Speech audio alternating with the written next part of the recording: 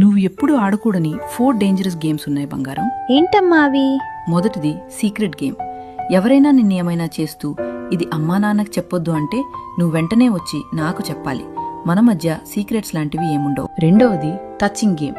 నీ బాడీలో underwear cover చేసే ప్లేసెస్ ఎవరూ తాకకూడదు.